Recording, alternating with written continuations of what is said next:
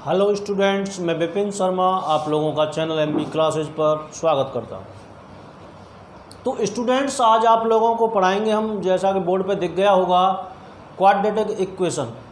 आप लोग रेडी हो जाइए क्वाड्रेटिक इक्वेशन के लिए, क्योंकि परीक्षा में क्वाड्रेटिक इक्वेशन का एक बहुत बड़ा रोल है। बीजगणित आपकी परीक्षा में 25 नंबर का आता है, ठीक है। तो 25 में से द्विघात समीकरण और समांतर श्रेणी 15 नंबर तक आ जाती हैं। ये दो चैप्टर नंबर 4 और चैप्टर नंबर 5 15 नंबर के लगभग आता है, ठीक है। 25 में से 15 नंबर अगर दो चैप्टर अगर दिलवाएं तो उन्हें हमें ध्यान से पढ़ें, ठीक है। तो थोड़ा सा पहले बेसिक बताएंगे, उसके बाद आपको डायरेक्ट एक्सरसाइज पे लेके चलेंगे, ठीक है। तो पहला क्वेश्चन आपको दिख ही रहा होगा, बोर्ड पे नोट है, ठीक है। तो वीडियो स्टार्ट करने से पहले एक बार अपने ध्यान को केंद्रित करें, ठीक है, मैं क्या बताना चाह रहा हूँ, ठीक है। वीडियो अच्छी लगे तो वीडियो को देखने के बाद लाइक ज़रूर करके जाना। अगर आप लोग नए हैं तो चैनल को सब्सक्राइब करना। एक बार अगर वीडियो को पूरा देख लेंगे तो क्वाड्रेटिक इक्वेशन में जो आपको बता रहा हूँ एक एक अक्षर आपकी समझ में आएगा, ये मेरी गारंटी है, ठीक है। इसलिए वीडियो को प्लीज़ बीच में छोड़ के न जाएं, वीडियो को पूरा देखें, ठीक है। तो चलिए स्टूडेंट्स स्टार्ट करते हैं। तो द्विघात समीकरण, पहली बात तो ये है कि द्विघात समीकरण क्या है, व्हाट इज क्वाड्रेटिक इक्वेशन। तो देखिए, द्विघात नाम से ही पता चल रहा है, दो घातों वाला। द्विघात का मतलब दो घातों वाला समीकरण। ऐसा समीकरण जिसकी दो घात हों वो क्या कहलाएगा, द्विघात समीकरण, ठीक है। ऐसा समीकरण जिसकी दो घात हों वो क्या कहलाएगा, द्विघात समीकरण। द्विघात समीकरण। अब द्विघात समीकरण तो हो गया। अब ये तो इंट्रोडक्शन में थोड़ा सा, अब ये समझ लो मानक रूप के द्वारा और ज़्यादा क्लियर हो जाएगा। तो जो इसका मानक रूप है वो क्या होता है, द्विघात समीकरण का स्टैंडर्ड फॉर्म वो होता है ax² + bx + c = 0। कोई भी इक्वेशन अगर इस रूप में है, ax² + bx + c के रूप में बराबर 0 के रूप में, तो वो क्या है, द्विघात समीकरण है, ठीक है। जहां a b c belong to real number, a b c क्या है, वास्तविक संख्याएं हैं। a b c क्या है, वास्तविक संख्या। इसका मतलब वास्तविक संख्या। a b c तीनों ही कैसी होंगी, वास्तविक संख्या। वास्तविक संख्या माइनस की भी हो सकती है, प्लस की भी हो सकती है और जीरो भी हो सकती है, ठीक है। केवल अंडर रूट के अंदर माइनस नहीं हो, ठीक है। और एक चीज़ और है, a कभी भी 0 के बराबर नहीं होगा।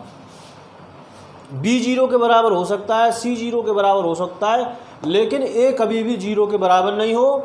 और a b c कैसी हो, रियल नंबर हो। और मानक रूप क्या है, ax² + bx + c = 0, ठीक है।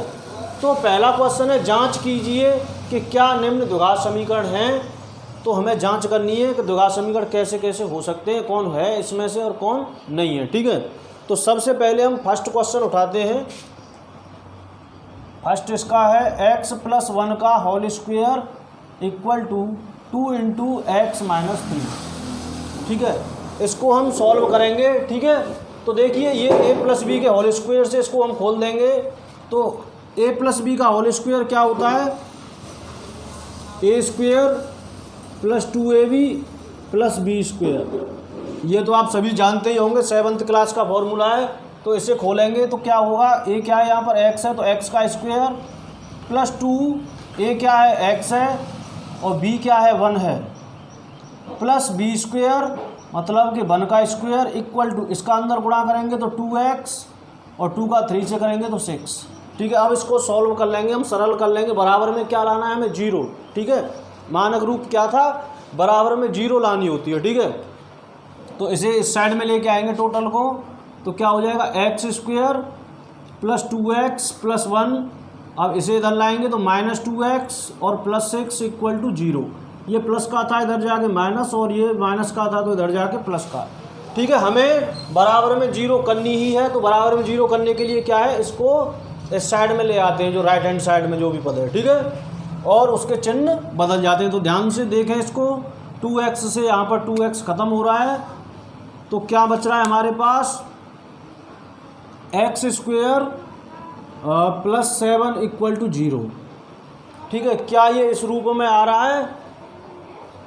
बिल्कुल आ रहा है स्टूडेंट्स, आप घबराएं नहीं। यहाँ पर x वाला पद नहीं आ रहा है तो उसका मतलब ये नहीं है कि यहाँ पर x नहीं है, यहाँ पर x है। मैंने आपको क्या बताया था, ABC रियल नंबर हो और केवल A 0 के बराबर नहीं हो, चाहे तो B 0 के बराबर आ जाए या C आ जाए, उससे फ़र्क नहीं पड़ने वाला है। ठीक है, तो ये क्या है, एक द्विघात समीकरण है, क्योंकि इसको ऐसे भी लिखा जा सकता है, ध्यान से समझ लें, x square plus 0 into x plus 7 equal to 0। अब तो है एक्स स्क्वेयर में किससे गुणा हो रहा है, 1 से। ए बराबर यहाँ पर क्या है, 1 है, बी बराबर 0 है और सी बराबर 7 है। क्लियर? और क्लियर हो जाएगा। वीडियो को ध्यानपूर्वक आप देखते रहें। सेकंड पार्ट पे चलते हैं हम। अगर आप नोट करना चाहें तो इसे नोट कर सकते हैं। ठीक है, तो सेकंड पार्ट हमारा है x square minus 2x equal to -2 into 3 minus x. Second part पे बात करेंगे। सेकंड पार्ट है आपका x square minus 2x equal to -2 into 3 minus x. यहाँ पे कोई फॉर्मूला नहीं लगने वाला है, यहाँ पर तो डायरेक्ट इसका क्या कर देंगे, हम गुणा ही कर देंगे। ठीक है, तो क्या हो जाएगा, x square minus 2x equal to -2 का इससे करेंगे तो -6 और इसका इससे करेंगे -2 का माइनस एक्स से तो प्लस के 2x, क्योंकि दोनों माइनस माइनस के कैसे हो जाएंगे प्लस। अब क्या करना होता है, हमें बराबर में 0 लानी होती है, तो इसे इस साइड लेके आएंगे। तो x square minus 2x plus 6 minus 2x equal to 0। ठीक है, ये माइनस का था, इधर जाके प्लस हुआ, ये प्लस का था, ये इधर आके माइनस। अब क्या है, हम घातों को घटते क्रम में लिखेंगे, पहले बड़ी पावर फिर उससे छोटी फिर सबसे छोटी। तो ये क्या हो जाएगा, एक्स स्क्वेयर, देखिए -2x और -2x क्या हो जाएगा, -4x प्लस 6 इक्वल टू 0। तो क्या ये द्विघात समीकरण है? बिल्कुल है, क्योंकि ये बिल्कुल इसी रूप में लिखा हुआ है। अगर पूछा जाए कि a की वैल्यू क्या है, तो a की वैल्यू है यहाँ पर 1, b की वैल्यू क्या है, b की वैल्यू है यहाँ पर -4 और c की वैल्यू क्या है, c की वैल्यू 6 है। ठीक है, तो ये क्या है, हाँ लिख देंगे इसको। ठीक है, पहले वाले को भी आप क्या लिखेंगे, हाँ। ठीक है, तीसरा पार्ट, ऐसे ही तीसरा पार्ट है आप लोगों का। देखिए तीसरा पार्ट भी यहाँ पर आप समझ लीजिए, बेहद इजी है एक्सरसाइज और आपको फ्री के नंबर मिलेंगे बिल्कुल। ठीक है, ये केवल बेसिक है, इतने तो फ्री के नहीं मिलते हैं, क्योंकि झूठ बोलने में कोई फ़ायदा नहीं है।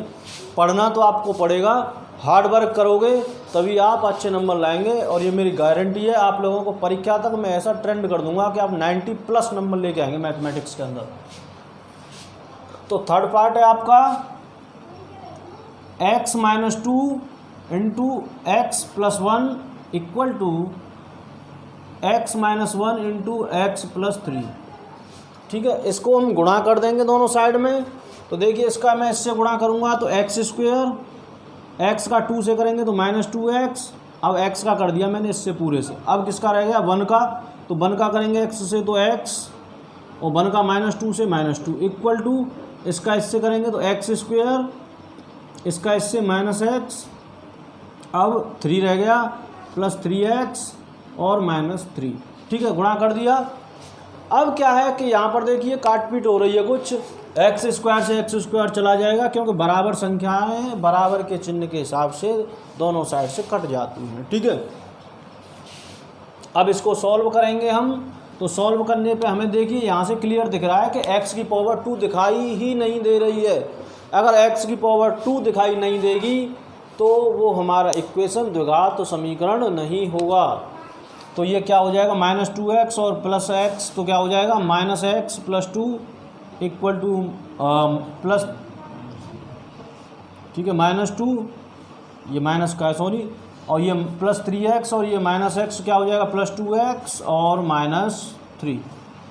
ठीक है, अब इसे इस साइड में ले आएंगे क्योंकि बराबर 0 करना होता है हमें। -x -2x plus 3 equal to 0। अब ये दोनों जुड़ जाएंगे तो -3x, इसमें से इसको घटा देंगे क्योंकि एक प्लस का एक माइनस का, +1 इक्वल टू 0, द्विघात नहीं है। द्विघात समीकरण नहीं है। क्लियर समझ में आया होगा, क्योंकि यहाँ पर एक्स स्क्वायर वाला पद नहीं है। द्विघात समीकरण के लिए एक्स स्क्वायर वाला पद होना अनिवार्य है। ठीक है, नोट कर लीजिए आप। चौथा पार्ट भी सेम है इसी प्रकार से। ठीक है, सभी पार्ट ऐसे ही हैं। चलो मैं एक दो और बताऊंगा आप लोगों को, फिर इसके बाद हम सेकंड क्वेश्चन पर आएंगे। ठीक है, समझ में आ रहा होगा आप लोगों के कि कैसे हमें बताना है कि कौन द्विघात समीकरण है कौन नहीं है। अगर आप लोगों की समझ में बढ़िया तरीके से आ रहा है तो वीडियो को एक बार लाइक ज़रूर कर दें भाई। ठीक है, चौथा पार्ट लेते हैं। चौथा पार्ट है आपका x - 3 × 2x + 1 = x × x + 5। ठीक है, इसको हम सॉल्व करेंगे गुणा करके। तो इसका इससे गुणा करेंगे तो क्या हो जाएगा, 2x² - 6x और 1 का करेंगे तो +x और 1 का 3 से करेंगे तो -3 = इसका इससे x² और इसका इससे +5x। ठीक है, बराबर में 0 लाना है तो इस वाले पद को इधर ले आएंगे तो 2x² - 6x + x - 3 - x² - 5x = 0। ये प्लस का था इधर माइनस, ये प्लस का था, ये भी इधर आके माइनस हो गया। ठीक है, अब कर देंगे सॉल्व। एक 2x² और ये माइनस का x², तो क्या बचेगा, प्लस का x²। ध्यान दें, ये x वाले पद हैं -6 और +x क्या हो गया -5x और -5x क्या हो गया -10x। ठीक है, ये क्या है -3 = 0। द्विघात है, द्विघात समीकरण है। ठीक है ना, क्योंकि इस रूप में बन रहा है।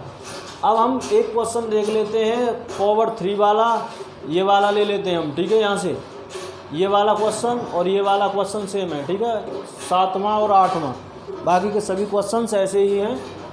ठीक, तो क्वेश्चन नंबर 7 लेते हैं हम यहाँ से। क्वेश्चन नंबर 7,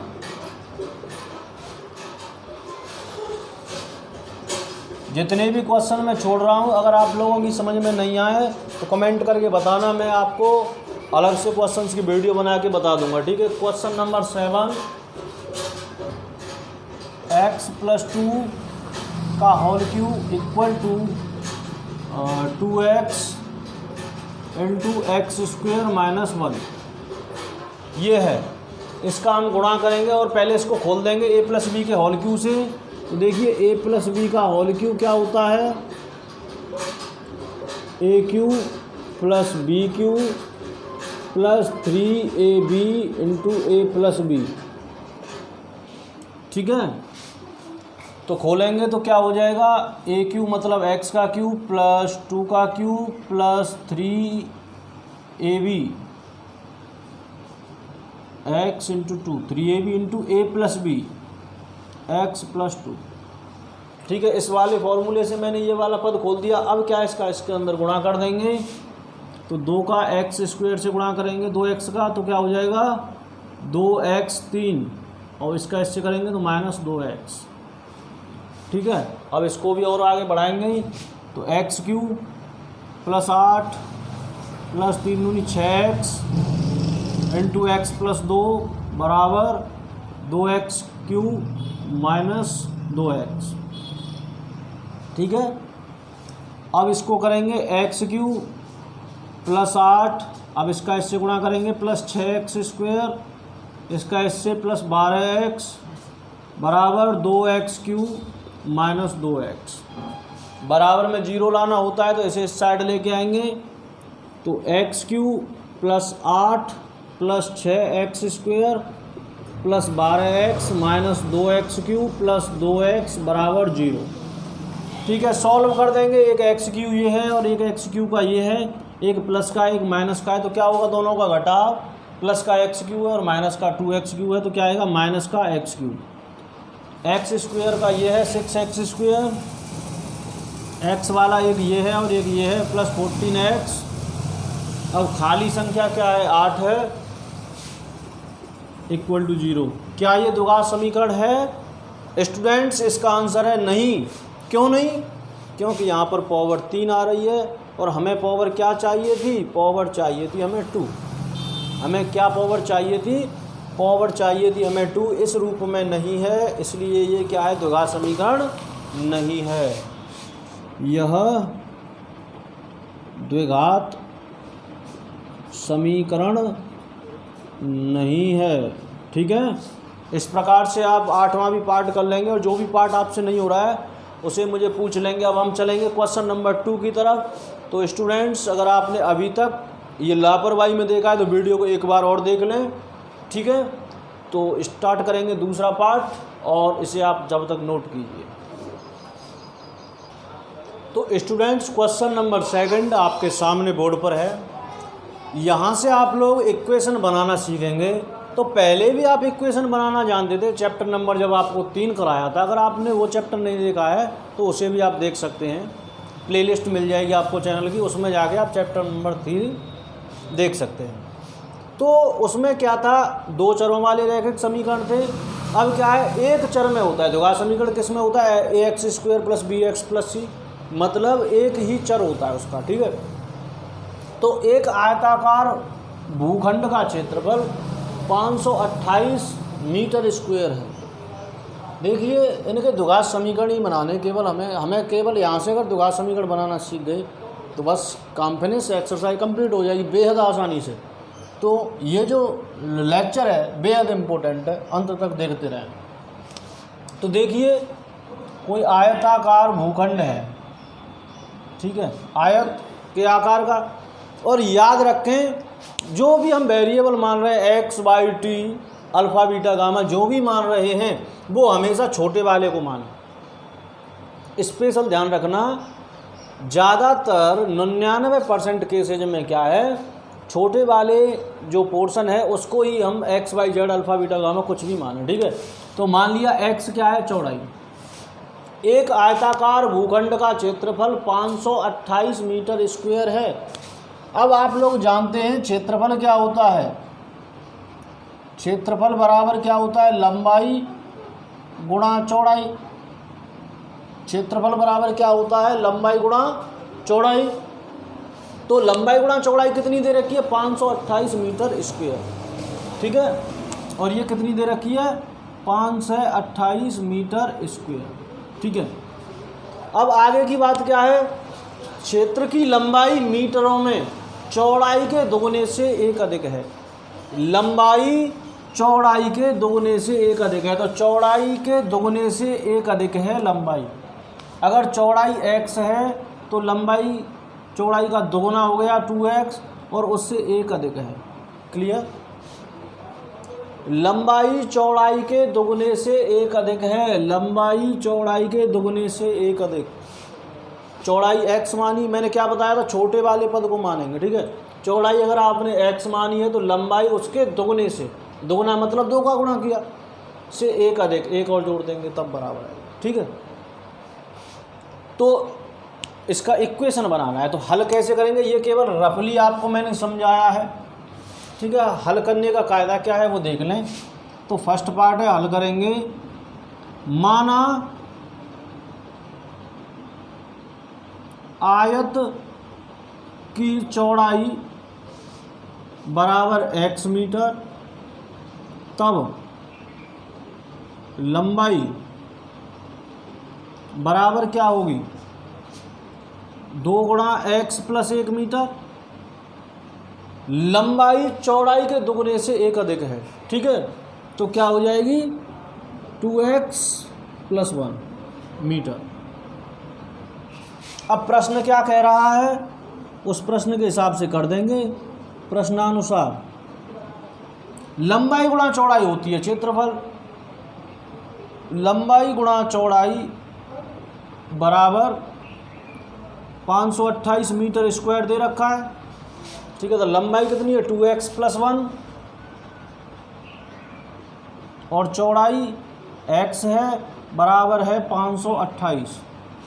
ठीक है, बन गया इक्वेशन। बस इसको गुणा करके किस रूप में लिखना है? ax² + bx + c के रूप में। क्वेश्चन स्टार्टिंग यहाँ से ऊपर रफ वर्क है। ठीक है, तो करेंगे x का 2x से गुणा तो क्या मिलेगा 2x², इसका इससे प्लस x = 528। ठीक है, x का गुणा कर दिया मैंने इसके अंदर ब्रैकेट के। अब क्या है, हमें बराबर 0 लानी होती है, तो क्या हो जाएगा 2x² + x - 528 = 0। ये आपका रिक्वायर्ड इक्वेशन होगा। क्लियर। अब और गहराई से समझेंगे सेकंड क्वेश्चन के अंदर। मैंने आपको स्टार्टिंग में ही क्या बताया था कि छोटी वाली संख्या को ही वेरिएबल माने। तो ये क्या है, दो क्रमागत का मतलब है कंटिन्यूअस, लगातार धन पूर्णांकों का गुणनफल 306 है। तो देखिए, एक पूर्णांक है जो छोटा है उसको x मान लो, और उससे बड़ा क्या होगा x + 1, तभी तो लगातार होंगे। अगर एक पूर्णांक x है तो दूसरा क्या होगा x + 1, क्योंकि दोनों ही क्रमागत हैं और उन दोनों का गुणा 306, x और x + 1 का गुणा 306 दे रखा है। ठीक है, तो पूर्णांकों को ज्ञात करना है। दे रखा है x गुणा x + 1 = 306, तो वहाँ से इक्वेशन क्लियर बन जाएगा। नोट कर लीजिए इसे। तो दूसरा क्वेश्चन कैसे होगा,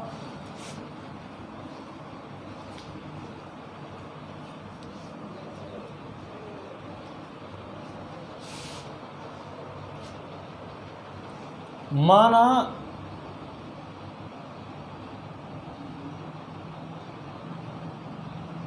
छोटा पूर्णांक बराबर x, तब बड़ा पूर्णांक बराबर क्या होगा x + 1 होगा। भाई दो क्रमागत पूर्णांक हैं क्योंकि, ठीक है, एक मानोगे दूसरा ऑटोमेटिक निकल के आ जाएगा, क्योंकि इक्वेशन में ऐसी कंडीशन बनती है। यहाँ पर दिखाता हूँ। अब प्रश्न क्या कह रहा है, x × x + 1 = क्या दे रखा है 306, 306 दे रखा है। दोनों पूर्णांकों का गुणा कर दोगे अंदर इसका गुणा, तो क्या बनेगा x², x का 1 से करेंगे तो x = 306, इसे इस साइड लाना ही पड़ेगा, तो x² + x - 306 = 0। बेहतर समझ में आया होगा आप लोगों के। ठीक है, तीसरे को और समझेंगे। यहाँ से आज आप अगर इक्वेशन बनाना सीख गए तो बेहद इजी हो जाएगा आप लोगों के लिए क्वाड्रेटिक इक्वेशन। ठीक है, तो अगर वीडियो अच्छी लग रही है तो स्टूडेंट्स एक बार वीडियो को लाइक ज़रूर कर दें यार, जिससे कि हमें सपोर्ट मिलता रहे, और चैनल को सब्सक्राइब कर दें अगर आप लोगों ने अभी तक सब्सक्राइब नहीं किया है। रोहन की माँ उससे 26 वर्ष बड़ी है। रोहन की माँ उससे 26 वर्ष बड़ी है। उसकी आयु का गुणनफल अब से 3 वर्ष पश्चात 360 हो जाएगा। रोहन की वर्तमान आयु ज्ञात करनी है। रोहन की माँ उससे 26 वर्ष बड़ी है। क्लियर सी बात है। छोटा कौन है, रोहन या रोहन की माँ? छोटा है रोहन, तो रोहन को क्या मानेंगे, x मानेंगे। ठीक है, माना रोहन की आयु बराबर x वर्ष तथा माता की आयु बराबर क्या होगी भाई, 26 वर्ष बड़ी है। x का तो रोहन ही है, तो x + 26 हो जाएगी। वहाँ पर क्या होता था, y मानते थे, यहाँ पर क्या है, x में ही चलेगा। ठीक है, एक ही वेरिएबल में मानना होता है। अब आगे क्या कह रहा है, ये काम तो हो गया। रोहन की माँ उससे 26 वर्ष बड़ी है, ये तो खत्म। उनकी आयु का गुणनफल मतलब इनका गुणा अब से 3 वर्ष पश्चात तो हो जाएगा। 3 वर्ष पश्चात ये दोनों की आयु भी 3 बढ़ेगी कि नहीं बढ़ेगी? तो प्रश्नानुसार क्या लिखेंगे, x भी 3 हो जाएगी बढ़ के, और ये x + 26 है और इसमें भी 3 जुड़ जाएगा, तो दोनों का गुणा कितना हो रहा है, 360। क्लियर समझ में आया होगा। आयु का गुणनफल अब से 3 वर्ष पश्चात। आज अगर x साल का है तो वो x + 3 का होगा कि नहीं होगा।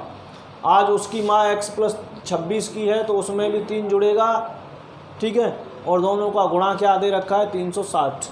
अब ये क्लियर हो चुका है, इक्वेशन अब यहाँ से बन गया। तो करेंगे इसको x + 3 और x + 29 बराबर 360, ठीक है भैया। अब इसको सॉल्व कर देंगे गुणा करके, तो क्या हो जाएगा x², x का 3 से करेंगे तो 3x, 29 का x से करेंगे तो 29x, अब 29 का 3 से करेंगे तो 87 बराबर 360। क्लियर होगा यहाँ तक? कर देंगे बस इसको बराबर में 0 लाएंगे तो x², 29 और 3 32 प्लस 87 माइनस 360 बराबर 0। बस इसमें से इसको घटा देंगे और आपका आंसर कंप्लीट। तो x² प्लस 32x, अब ये माइनस का आएगा क्योंकि बड़ी संख्या यहाँ पर माइनस, तो 0 से 7 जाएगा नहीं, 10 से 7 गया तो 3, 15 में से 8 जाएगा तो 7, यहाँ पर 273 बराबर 0। क्लियर है? 360 में से 87 घटाएंगे तो क्या आएगा 273। अब अगला इजी तरीके से समझ में आ रहा होगा, कोई दिक्कत तो नहीं आ रही है भाई? बता देना एक बार कमेंट करके अगर कोई दिक्कत है। अच्छा लग रहा है तो लाइक कर दें और कमेंट में बताएं अच्छा लग रहा है, समझ में आ रहा है, ठीक है। तो अगला क्वेश्चन, एक रेलगाड़ी 480 किलोमीटर की दूरी समान चाल से तय करती है। एक रेलगाड़ी 480 किलोमीटर की दूरी समान चाल से तय करती है। यदि इसकी चाल 8 किलोमीटर प्रति घंटा कम होती है तो वह उसी दूरी को तय करने में 3 घंटे अधिक लेती है। 3 घंटे अधिक लेती है, क्या लेती है? 3 घंटे अधिक समय लेती है, ठीक है ना। तो समय बराबर क्या होता है? समय बराबर क्या होता है? दूरी बटे चाल। समय बराबर दूरी बटे चाल होता है। अब स्पीड पूछ रहा है, रेलगाड़ी की चाल ज्ञात कीजिए। तो रेलगाड़ी की चाल मान लीजिए x, माना रेलगाड़ी की चाल बराबर x किलोमीटर प्रति घंटा, ठीक है। तो प्रश्नानुसार देखिए 2 कंडीशन बनेंगी यहाँ पर समय की। पहली देखो, दूरी तो वही दूरी है 480 किलोमीटर, तो पहले जो समय आएगा वो क्या आएगा 480 बटे x आएगा। भाई पहले जो गाड़ी चल रही थी वो क्या है? समय, ठीक है, समय फर्स्ट है ये। दूसरी चीज़, दोबारा भी दूरी तो 480 किलोमीटर ही है और चाल 8 किलोमीटर प्रति घंटा कम हो जाती है। पहले x थी, अब क्या हो गई x - 8, ठीक है। तो समय क्या हुआ? ये समय सेकंड हुआ। देखिए पहली बार जो समय था वो था 480 बटे x, क्योंकि x हमने क्या मानी है? रेलगाड़ी की चाल। और चाल समय बराबर क्या है? दूरी बटे समय। तो दूरी कितनी है? दूरी 480 किलोमीटर और चाल कितनी है? x किलोमीटर प्रति घंटा। पहला समय हुआ। दोबारा में बात क्या कर रहा है? इसकी चाल 8 किलोमीटर प्रति घंटा कम होती, इसकी चाल 8 किलोमीटर प्रति घंटा कम होती तो वह उसी दूरी को तय करने में 3 घंटे अधिक लेती। चाल अगर 8 किलोमीटर प्रति घंटा कम है तो वो समय क्या मैंने सेकंड मान लिया, तो अधिक समय लेती। समय कौन सा ज़्यादा है, ऊपर वाला या नीचे वाला? समय ऊपर वाला ज़्यादा है या फिर नीचे वाला? तो स्टूडेंट्स क्लियर सी बात है, यहाँ पर समय नीचे वाला ज़्यादा है। क्यों ज़्यादा है? आप भिन्न तो अच्छी तरीके से सभी जानते हैं। देखिए अंश दोनों के समान हैं और इस वाली भिन्न का क्या है? हर छोटा है। और जिस भिन्न का हर छोटा होगा, अंश समान है, तो वो भिन्न कैसी है? बड़ी है, ठीक है। तो इसमें से इसको घटा देंगे और अंतर कितना दे रखा है? 3, ठीक है। तो समय 2 - समय 1 बराबर क्या दे रखा है? 3 घंटा। क्लियर? तो क्या कर देंगे, 480 बटे x माइनस 8 माइनस 480 बटे x बराबर कितना समय दे रखा है, 3 घंटे। इसको बना सकते हैं आसानी से। ठीक है, अब मैं क्वेश्चंस को साफ करूंगा यहाँ से, क्योंकि अब इसकी कोई ज़रूरत भी नहीं है। ठीक है, जो हमारा काम था वो हो गया, बस इसको इक्वेशन बना के दिखाते हैं आप लोगों को। ठीक है,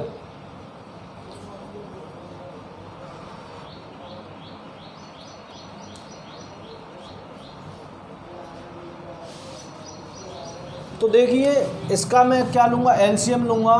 तो एलसीएम क्या हो जाएगा, x माइनस 8 इंटू एक्स दोनों का गुणा। अब इसका इससे गुणा होगा, इसका इससे, तो क्या होगा 480 गुणा x माइनस 480 गुणा x माइनस 8 बराबर 3। यहाँ तक तो आप लोगों को कोई दिक्कत नहीं होनी चाहिए। ठीक है, तो अब करेंगे गुणा, तो ये क्या हो जाएगा, 480 x माइनस 480 x प्लस, अब इसका इससे गुणा करेंगे तो 8 8 64, हासिल 6, 8 चौका 32 और 6 38, 3840 बटे एक्स स्क्वेयर माइनस 8x बराबर 3। अब इससे ये ख़त्म हो गया। अब इसका इधर गुणा करेंगे तो 38 40 बराबर 3x स्क्वेयर, इसका इससे माइनस 24x। अब बराबर में हमें 0 लाना होता है, तो इसे हम इस साइड में ले जाएं या इसे इस साइड में ले आएं, उससे कोई फ़र्क नहीं पड़ने वाला है। तो क्या हो जाएगा, 3x square minus 24x minus 3840 equal to 0। ये आप लोगों का इक्वेशन हुआ। बेहद आसान था, सभी की समझ में आया होगा। समझ में आया है तो वीडियो को स्टूडेंट्स लाइक कर दें, चैनल को सब्सक्राइब कर दें, जिससे कि हम आगे भी आप लोगों से मिलते रहें और आपकी जितनी भी वीडियो डलेंगी उनका नोटिफिकेशन सबसे पहले आपके पास आए। वीडियो को देखने के लिए आपका धन्यवाद। जय हिंद।